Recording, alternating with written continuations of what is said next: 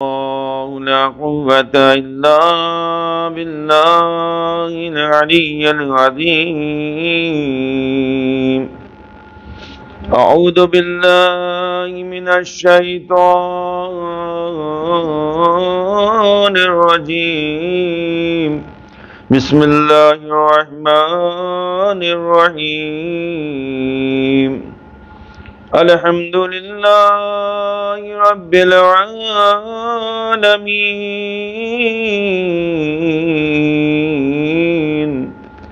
والجنة للموحدين، والنار للعاصين، والصلاة والسلام على أشرف الأنبياء والمرسلين، وخاتم النبيين، ومولانا مولى الثقلين، جد الحسن والحسين أبي القاسم محمد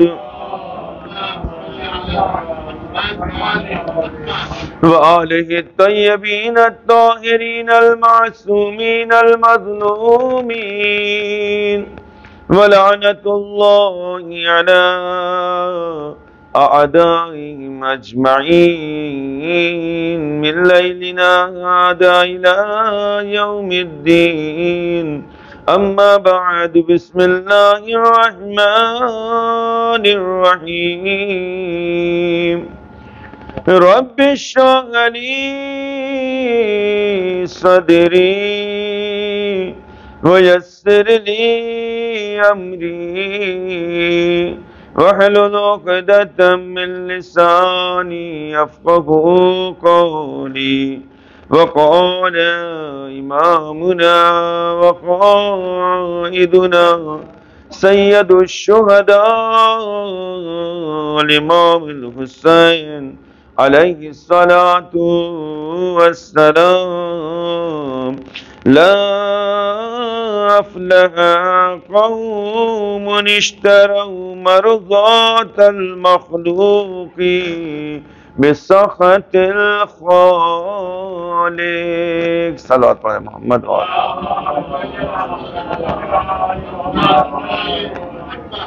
برائے سلامتی امام عصر ارواحنا له الفداء. مل جل کر صلوات پڑھیں محمد وآل محمد.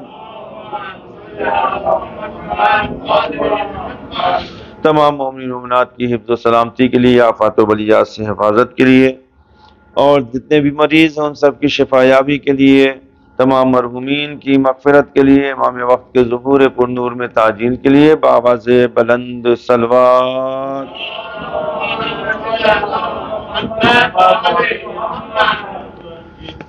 ارباب دانش معزز سامعین کرام، اہل علم حضرات، مجلس سید الشہداء، ذکر سید الشہداء علیہ الصلوۃ والسلام ہے، اور خداوند عالم کا لاکھ لاکھ احسان، اس کا شکر ہے کہ خداوند عالم نے ہمیں اور آپ کو اس ذکر سے وابستہ رکھا ہے کہ جس ذکر کو خود خداوند عالم بہت زیادہ پسند کرتا ہے، اس کو پسند فرماتا ہے. وہ ذکر ہے کہ جس ذکر کا سننا بھی عبادت ہے، جس ذکر کا کرنا بھی عبادت ہے، جس ذکر کا اہتمام بھی کرنا عبادت ہے، اور جس ذکر کے لیے کوششیں کرنا بھی عبادت ہے. اس ذکر کا ہر فعل، ہر عمل عبادت ہے، کیونکہ خداوند عالم نے خود اس ذکر کو پسند فرمایا ہے کہ جسے ذکر سید الشہداء امام حسین علیہ السلام کہا جاتا ہے. یوں تو تمام تاریخ عالم میں اگر آپ اٹھا کر دیکھیں تو بہت سے حادثات ہیں، بہت سے واقعات ہیں، بہت سی عبرت کی چیزیں ہیں، لیکن جو سانحہ کربلا اور سانحہ شہادت امام حسین علیہ السلام ہے، وہ ایک ایسا سانحہ اور ایک ایسا واقعہ ہے کہ جس کے بارے میں اگر یہ کہا جائے کہ خداوند عالم کی طرف سے کوئی ایسی مخلوق نہیں تھی، کوئی ایسا زمانہ نہیں تھا کہ جس کو اس کے بارے میں نالج نہ ہو، تو یہ غلط ہوگا. خداوند عالم نے خود اس ذکر کے سلسلے میں، اس شہادت کے سلسلے میں اور اس کی بلندی کے سلسلے میں، اس کی فضیلت کے سلسلے میں، اس کی مناقب کے سلسلے میں خداوند عالم نے ہر زمانے میں، ہر قوم میں اور ہر وقت خداوند عالم نے اس ذکر کا ذکر کیا اور اس کے بارے میں لوگوں کو بتایا، چاہے وہ جناب آدم کا زمانہ ہو، چاہے وہ جناب نوح کا زمانہ ہو، چاہے وہ جناب ابراہیم و جناب اسماعیل کا زمانہ ہو، چاہے جناب ادریس جناب موسیٰ کا زمانہ ہو، چاہے جناب عیسیٰ کا زمانہ ہو۔ ہر زمانے میں خداوند عالم نے ہر اپنے خاص بندے کو اس ذکر کے بارے میں بتایا اور اس شہادت کے سر یعنی اس کے راز کو بیان فرمایا کہ یہ شہادت کا راز کیا ہے اور یہ شہادت ہے کیا اور یہ شہادت کہاں کس کو جاتا ہے۔ بہرحال اس کی بلندی تھی، اس کی بزرگی تھی خداوند عالم نے خود اس ذکر کے لیے پیغمبر اسلام حضرت محمد مصطفیٰ صلی اللہ علیہ وآلہ وسلم کو بالکل منو ان اس شہادت کے واقعے کو جناب جبرائیل امین کے ذریعے سے خداوند عالم نے بیان فرمایا۔ اس کے علاوہ جب جناب موسیٰ علیہ السلام کوہ طور پر جاتے ہیں، خداوند عالم سے راز و نیاز کرتے ہیں، خداوند عالم سے مناجات کرتے ہیں، تو خداوند عالم نے جناب موسیٰ کو امام حسین علیہ السلام کے بارے میں بیان فرمایا اور اس حد تک بیان فرمایا کہ اے موسیٰ اس کا ذکر کرو کہ جس کے ذکر کے ذریعے سے خداوند عالم بلندیاں عطا کرتا ہے، فضیلتیں عطا کرتا ہے۔ تو خداوند عالم کی بارگاہ میں جناب موسیٰ نے عرض فرمایا کہ اللہ کے اے میرے پروردگار تو ہی بیان فرما کہ وہ کون سی ہستی ہے کہ جس کا تو تذکرہ کر رہا ہے، مجھے اس کے بارے میں پتہ نہیں ہے، مجھے اس کے بارے میں معلوم نہیں ہے۔ تو پروردگار عالم نے بیان فرمایا امام حسین علیہ السلام کے بارے میں اور پوری ہسٹری بیان فرمایا اور پورے واقعات کو بیان فرمایا جناب موسیٰ علیہ السلام کے سامنے اور بیان فرمایا کہ یہ آخری نبی کا نواسہ ہوگا کہ جسے کربلا کے میدان میں 3 دن کا بھوکا و پیاسا شہید کیا جائے گا اور اس کی عورتوں اور بچوں کو اسیر بنایا جائے گا، بچے پیاس کے عالم میں اپنی جان کو گنوا رہے ہوں گے اور لوگ مدد کے لیے بلا رہے ہوں گے لیکن کوئی ان کی مدد کے لیے نہیں آ رہا ہوگا۔ میں ان کے ذریعے سے اسلام کو سرفرازی عطا کروں گا، کامیابی عطا کروں گا اور ان کے ذریعے سے نجات عطا کروں گا۔ جو ان سے وابستہ ہوگا اس سے نجات حاصل ہوگی اور جو ان سے دور ہو جائے گا خداوند عالم فرماتا ہے کہ میں اسے واصل جہنم کر دوں گا۔ صلوات پڑھے محمد و آل محمد۔ اس زمانے میں خداوند عالم جب جناب موسیٰ کو ان واقعات کے بارے میں بیان فرمایا تو جناب موسیٰ نے بہت زیادہ گریہ فرمایا کوہ طور پر۔ کوہ طور پر پہلی مرتبہ اگر کسی نے گریہ فرمایا امام حسین علیہ السلام کے لیے تو جناب موسیٰ علیہ السلام کلیم خدا ہے، کلیم اللہ ہے، بہت زیادہ گریہ کیا، بہت زیادہ آنسو بہایا۔ تو خداوند عالم نے اس وقت یہ ارشاد فرمایا کہ جو پیغمبر اسلام کی زبانی ہم اس حدیث کو سنتے ہیں کہ اے موسیٰ یاد رکھو جو بھی حسین کے لیے جو ہے آنسو بہائے یا گریہ کرے یا گریہ کرنے والے کی صورت بھی بنائے گا میں اس کے اوپر جنت کو واجب قرار دوں گا۔ تو یہ خداوند عالم نے خود اور اسی حدیث کو خود جو ہے جناب جبرائیل کے ذریعے سے رسول اسلام تک جو ہے خداوند عالم نے نازل فرمایا اور بیان فرمایا کہ اے رسول لوگوں سے بیان کر دیجئے، لوگوں کو بتا دیجئے کہ حسین پر، اس حسین پر جس نے گریہ کیا خداوند عالم اس گریہ کو پسند کرتا ہے اور اس کے عوض میں خداوند عالم اس کو جنت اور سرفرازی عطا کرے گا، سلسبیل اور کوثر کی جو بلندیاں اس کو عطا فرمائے گا۔ یہ امام حسین علیہ السلام کی شخصیت نہ جانے کیسی شخصیت ہے اور کون سا مقام و مرتبہ کہ خداوند عالم کی بارگاہ میں وہ مطلب مقام حاصل ہے کہ جو شاید کسی کو وہ مقام اور مرتبہ حاصل ہو۔ دیکھیں احادیث کو اٹھا کر دیکھیں تو پیغمبر اسلام نے بہت سی احادیث کو امام حسین علیہ السلام کی فضیلت اور شان میں بیان فرمایا، لیکن جو کچھ حدیثیں ایسی ہیں کہ جو خود خداوند عالم نے عرش اعظم پر اسے لکھ کر رکھا۔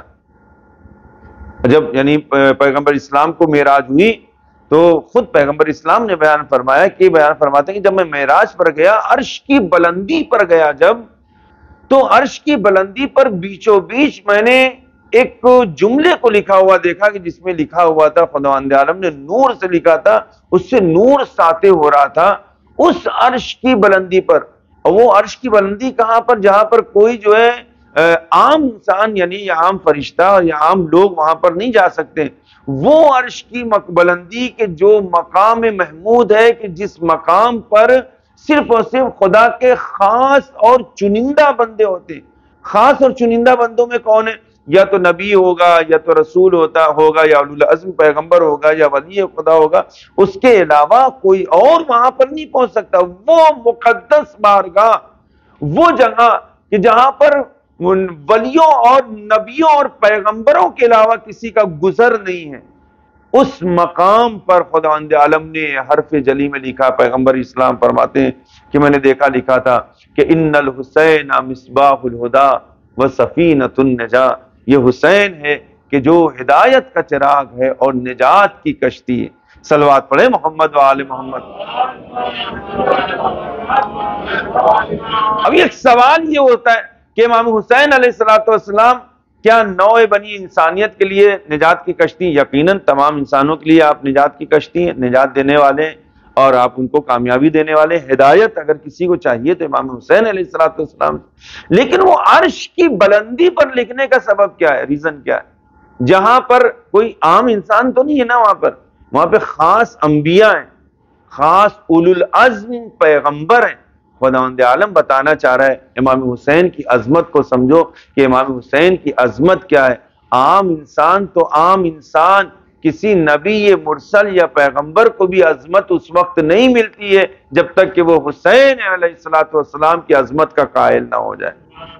آپ دیکھیں یہ بلندی ہے, یہ امام حسین علیہ السلام کی فضیلت کی بلندی ہے کہ اس مقام پر کہ جہاں پر ہر نبی جس کا سر جھکا ہوا ہے اسے حسین کہتے ہیں. اس لیے امام حسین علیہ السلام نے تمام انبیاء کی اس محنت کا ایک الجزاء الاحسان الا الاحسان ایک سجدے سے دیا کہ وہ سجدہ اگر عاشور کے عصر عاشور نہ ہوتا تو وہ تمام انبیاء کی وہ ساری محنتیں, وہ ساری جو تبلیغ, وہ سارے کام بیکار ہوتے کہ جو مدتوں انبیاء کرام نے انجام دیا تھا. اس ایک سجدے میں امام حسین علیہ السلام کے ایک سجدے میں, ایک انکار میں سارے ناخداؤں کے انکار پوشیدہ ہے, اور ایک سجدے میں ہر طرح کی عبادت پوشیدہ ہے. اس عبادت کو جو انجام دے اسے حسین کہتے ہیں, جو اس عبادت کو پسند کرے سب سے پہلے اسے خدا کہتے ہیں. صلوات پڑھے محمد و آل محمد. لہذا امام حسین علیہ السلام اچھا انبیاء نے پہچانا, اولیاء نے پہچانا, اولو العزم پیغمبروں نے پہچانا, ولیوں نے پہچانا, ہر زمانے میں لوگوں نے پہچانا, لیکن نہ پہچانا تو ان لوگوں نے نہیں پہچانا کہ جو نبی کی امت, کہ جن کو کلمہ سکھایا رسول نے, جن کو اسلام سکھایا, جس کو مسلمان بنایا, وہ نہ پہچان سکے کہ امام حسین علیہ السلام کی شخصیت کیا. کاش کہ وہ امام حسین علیہ السلام کی شخصیت کو پہچانتے تو وہ جہنم کا ایندھن نہ بنتے کہ بار بار امام حسین علیہ السلام ان کو خطبہ دے رہے ہیں, بار بار بیان کر رہے ہیں کہ تم آ جاؤ اس طرف, تم غلطی پر ہو, تم بہت زیادہ مسنگ کر رہے ہو, تم بہت زیادہ جو ہے تم نے جو ہے غلطیاں کی, تم گناہ کی طرف جا رہے ہو, تم جہنم کی طرف جا رہے ہو, بار بار لوگوں کو کہنا. لیکن امام حسین کی طرف نہ آنا, اس کا سبب کیا, اس کا ریزن کیا ہے کہ انہوں نے امام حسین علیہ السلام کی شخصیت کو نہیں پہچانا. صرف یہ نہیں کہ امام حسین علیہ السلام کی شخصیت کو نہیں پہچانا, انہوں نے دراصل رسول اسلام کی شخصیت کو نہیں پہچانا. اگر رسول کی زبان کی کچھ ذرا بھی وقت ان کے درمیان ہوتی تو وہ کبھی بھی امام حسین علیہ السلام کے مقابلے میں کھڑے نہیں ہوتے اور ان کو قتل کرنے کے لیے آمادہ نہ ہوتے. حقیقی معنوں میں انہوں نے رسول کو ہی نہیں پہچانا. رسول کی ہی معرفت, یا نبی یا رسول کرنے سے کوئی رسول والا نہیں ہوتا ہے. اگر رسول کا شیدائی ہے تو حقیقی معنوں میں وہ حسین کا شیدائی ہے, اور اگر حسین کا شیدائی نہیں ہے تو حقیقی معنوں میں وہ رسول کا دشمن ہے. صلوات پڑھے محمد و آل محمد. ابھی مختصر سے وقت میں بس ایک دو چیز بیان کروں, اس کے بعد اپنے مصائب دوں کہ آپ دیکھیں کہ امام حسین علیہ السلام نے کتنا لوگوں کو انہیں اپنی طرف بلایا, مدینے سے نکلنے لگے, اپنا مقصد بتایا, اپنا جو سبب بتایا جانے کا مقصد. کون ہے کہ جو اتنا زیادہ واضح طور پہ بیان کرتا ہے؟ 5-4 مہینے سے زیادہ تقریباً امام حسین علیہ السلام جو مکے میں رہے اور تمام لوگوں کو خطوط لکھتے رہے، لوگوں کو بیان کرتے رہے، خطبہ دیتے رہے، نہ جانے کتنی میٹنگز ہوتی رہی، لوگوں کے ساتھ جلسہ ہوتا رہا، بڑے بڑے رؤسا کو بس سمجھاتے رہے، لیکن اس کے باوجود بھی لوگ امام حسین علیہ السلام اس کا نتیجہ کیا ہوا؟ اس کا نتیجہ ہوا کہ اتنے دن سے مکے میں قیام کرنے کے باوجود امام حسین علیہ السلام کو 8 ذی الحجہ کو مکہ چھوڑنا پڑا، حج کو عمرے میں تبدیل کر کے۔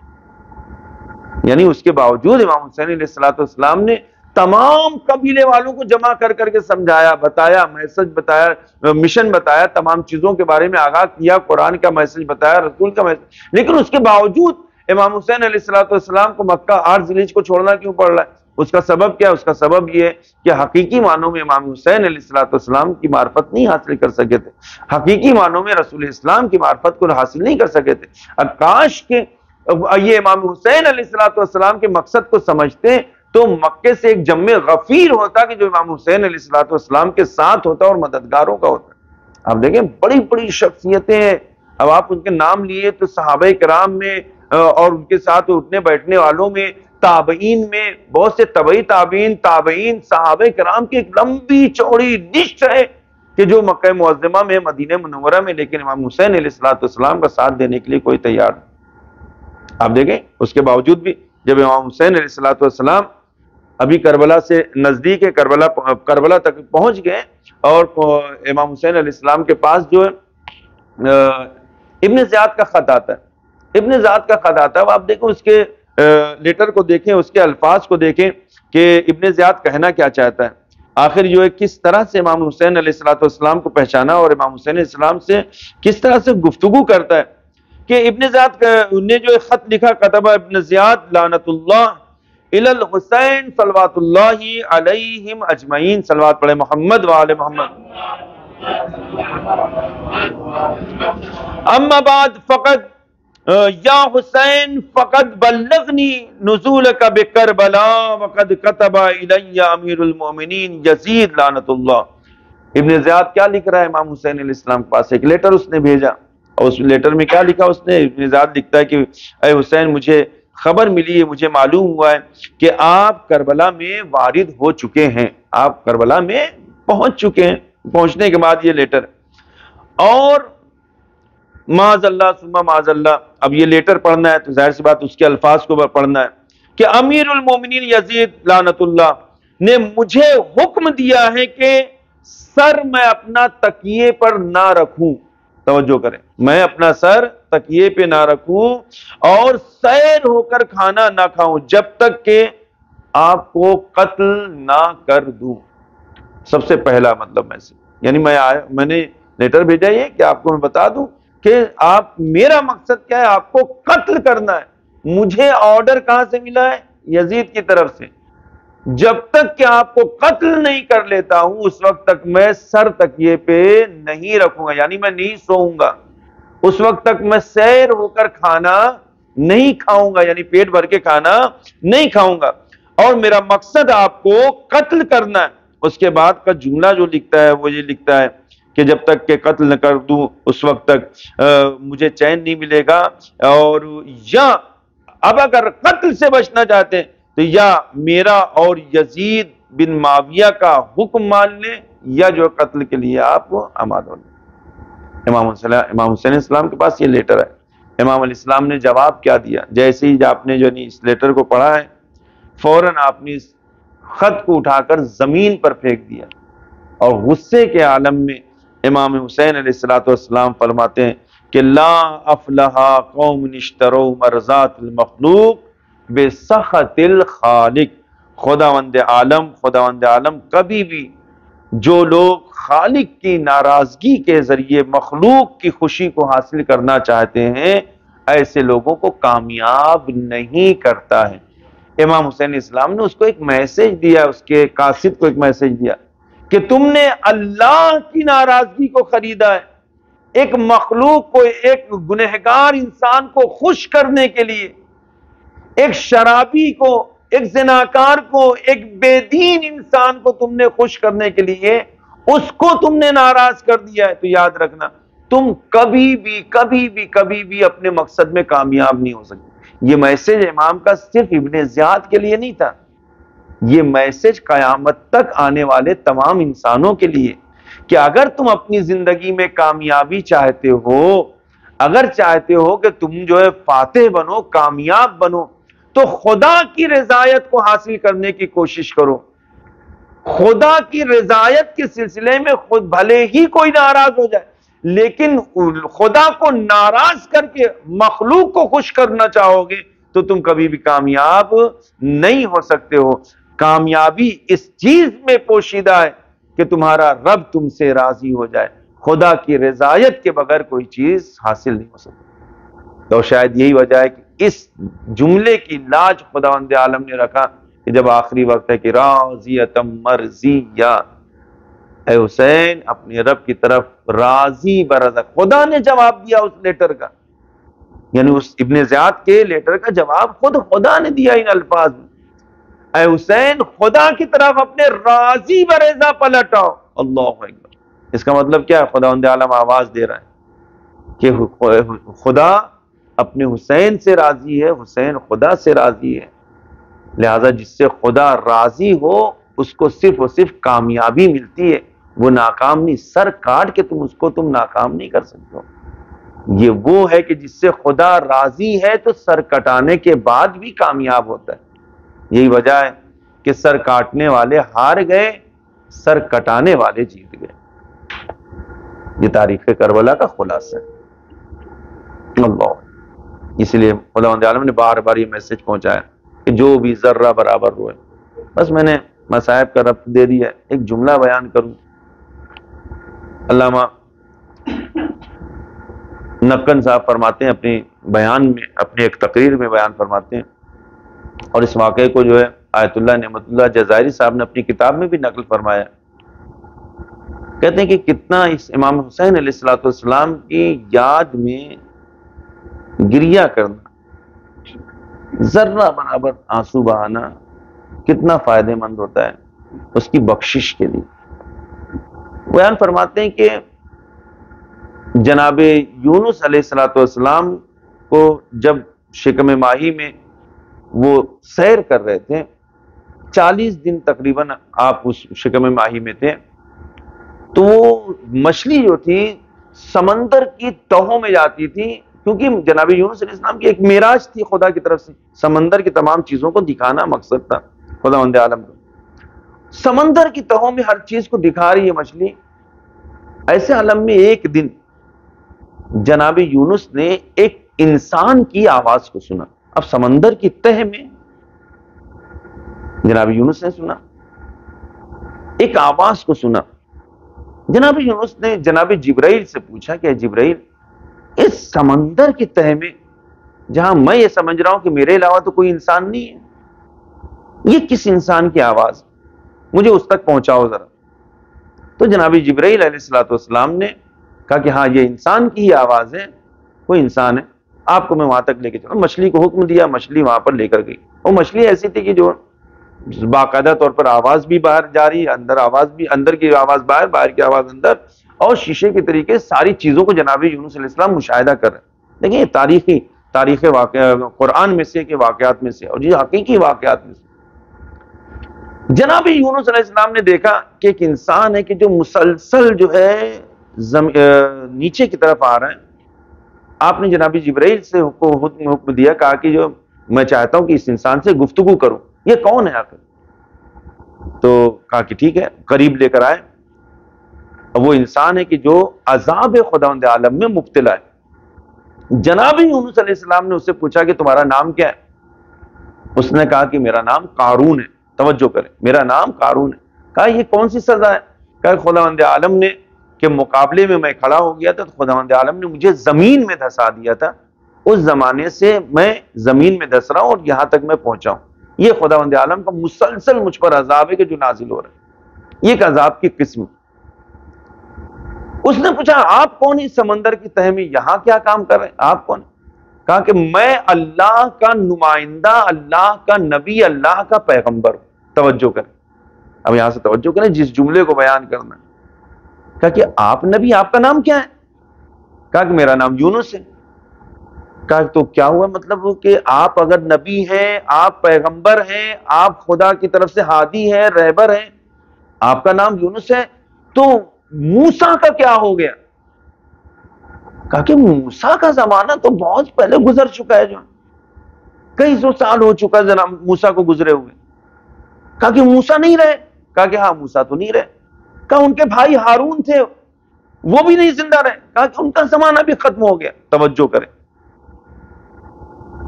جناب یونس نے کہا کہ نہ جناب موسیٰ رہ گئے، نہ جناب ہارون رہ گئے، ان کی قوم بھی نہیں رہ گئی، سب کا زمانہ ختم ہو گیا۔ اللہ اکبر! سنیں جملہ، سنیں کہ جو آیت اللہ نعمت اللہ جزاری نے اپنی کتاب میں اس کو لکھا ہے۔ بیان فرماتے ہیں کہ جیسے ہی جناب یونس نے یہ کہا، قارون نے ایک سرد آہ کھینچی اور افسوس ظاہر کیا کہ موسیٰ جیسا نبی بھی اس دنیا میں نہ رہا، ہارون جیسا ان کا وسیع بھی اس زمانے میں نہ رہا، افسوس کہ وہ بھی اس دنیا سے چلے گئے۔ ایک تھوڑا سا افسوس ظاہر کیا اس نے، ذرا سا افسوس۔ اس ذرا سی افسوس کی وجہ سے خداوند عالم نے جبرائیل کو حکم دیا، اس فرشتے کو حکم دیا کہ جو اس کے اوپر جو قابض تھا کہ جو اس پر مسلسل عذاب کریں، کہ اس کے عذاب کو ابھی یہیں پر روک دیا جائے جب تک کہ قیامت نہیں آتی، اس وقت اس کا حساب و کتاب ہوگا۔ آپ ذرا تصور کریں، علامہ نقوی یہیں پہ ایک جملہ ارشاد فرماتے ہیں کہ ایک ذرا سے فکر کے لیے، ایک ذرا سے لمحے کے لیے، تھوڑی سی جو ہے اس نے افسوس ظاہر کیا، تو خداوند عالم نے اس کے عذاب کو وہیں پہ، جو قوم زندگی بھر یا حسین کہہ کر روتی ہو، کیسے ممکن ہے کہ خداوند عالم اس کے گناہوں کو معاف نہ کرے؟ اللہ اکبر! اس سے بڑھ کر اور مرتبہ کیا ہوگا کہ جس کے لیے، جس عزادار کے لیے خود بی بی فاطمہ زہرا دعا کرتی ہو، خدایا میرے حسین کے عزاداروں کو سلامت رکھنا۔ ہاں عزاداروں، بس مجلس تمام ہو گئی، ہر جگہ ذکر امام حسین ہے، امام کا ذکر ہے، آج مجلسیں سجائی گئی ہیں، فرش عزا بچھایا گیا ہے۔ میں کہتا ہوں ہاں ضرور وہ دکھیاری ماں بھی آئی ہوگی اپنے رومال کو لیے ہوئے، عزاداروں میرے حسین پر گریا کرو، کیونکہ میں نے اپنی آنکھوں سے دیکھا ہے میرے لال حسین کو کس بے دردی سے شہید کیا گیا۔ میں کہوں گا زہرا آپ نے ضرور دیکھا، لیکن ہاں اس سے سخت منزل تو وہ تھی کہ جب ایک بہن چند قدموں کے فاصلے سے اپنے بھیا کو ذبح ہوتا ہوا دیکھ رہی تھی، زینب سے برداشت نہ ہوا۔ آخر زینب کرے کیا؟ کبھی آگے بھاگ جاتی ہے، کبھی پیچھے کی طرف ہٹتی ہے۔ ہاں عزاداروں، شمر ہے کہ جو کندے خنجر چلائے جا رہا ہے، ضرب پہ ضرب مار رہا ہے۔ ایک بہن اپنے بھیا کو بچائے تو کیسے بچائے؟ اے عزاداروں، روایت کا جملہ ہے، جب کچھ نہ سمجھ میں آیا نا، ایک مرتبہ زینب نے آواز دی، او پسر سال تو کھڑا دیکھ رہا ہے میرا بھیا ذبح ہو رہا ہے۔ اے عزاداروں، زینب کی اس آواز کا مگر پسر سعد پر کچھ اثر نہ ہوا، لیکن ہاں عزاداروں، بہن کی آواز بھائی کے کانوں میں پڑی۔ ایک مرتبہ حسین نے آنکھوں کے اشارے سے کچھ کہا، اے میری زینب خیمے میں چلی جاؤ، بڑا دردناک منظر ہے، تم برداشت نہ کر سکو گی۔ ادھر زینب نے بھیا کے پیغام کو سنا، خیمے کی طرف بڑھی۔ اے عزادارو، ابھی ایک قدم خیمے میں ہے، ایک قدم خیمے سے باہر باہر سیاہ آندیاں چلنے لگی، ایک منادی ندا دینے لگا، الا قد قتل الحسین بکربلا۔ زینب دوڑی ہوئی سید سجاد کے پاس آئی، اے بیٹا سجاد اٹھو، دیکھو قیامت آ گئی۔ سجاد نے آنکھوں کو کھولا، ایک مرتبہ پھوپھی سے عرض کیا، پھوپھی اماں ذرا خیمے کا پردہ تو ہٹا دے۔ ایک مرتبہ جیسی زینب نے خیمے کا پردہ ہٹایا، ایک عجیب منظر دیکھا، لوگ کے نیزہ کی بلندی پر بابا کا سر ہے۔ سجاد نے ایک مرتبہ ہاتھوں کو بلند کر کے کہا، السلام علیک یا ابا عبداللہ، اے پھوپھی اماں، آپ بن بھائی کی ہو گئی، میں یتیم ہو گیا، میرا بابا بھوکا پیاسا شہید کر دیا گیا۔ انا للہ و انا الیہ راجعون۔ ردم بقضائه وتسلیما امر یا اللہ، یا اللہ یا اللہ یا رحمان یا رحیم یا مقلب القلوب، یا عید یا محمود بحق محمد، یا علا بحق علی، یا فاطر بحق فاطمہ، یا محسن بحق الحسن، یا قدیم الاحسان بحق الحسین العطشان، وبحق الائمة التسعة الطاہرین من ذریۃ الحسین علیہم الصلاۃ والسلام۔ بار الہ ہماری اس عبادت کو قبول فرما۔ اے میرے اللہ، ہمارے درمیان جو بھی پریشان حال ہیں ان کی مشکلات اور پریشانیوں کو دور فرما، جو مقروض ہیں ان کے قرضوں کو از غیب ادا فرما، جو بیمار ہیں انہیں شفاء کامل و عاجل عطا فرما۔ خدا یا دنیا میں امن و امان قائم فرما، جہاں کہیں بھی شیعان حیدر کرار ہیں ان کی جان مال عزت و آبرو، ان کی ناموس اور بچوں کی حفاظت فرما۔ اے میرے اللہ، پرچم اسلام کو سر بلند فرما، پرچم کفر و نفاق کو سر نگوں فرما۔ خدایا اپنی آخری حجت کے ظہور پر نور میں تعجیل فرما، اور ہم سب کو ان کے آوان و انصار میں شمار فرما۔ ربنا تقبل منا انک انت السمیع العلیم۔ ماتم حسین۔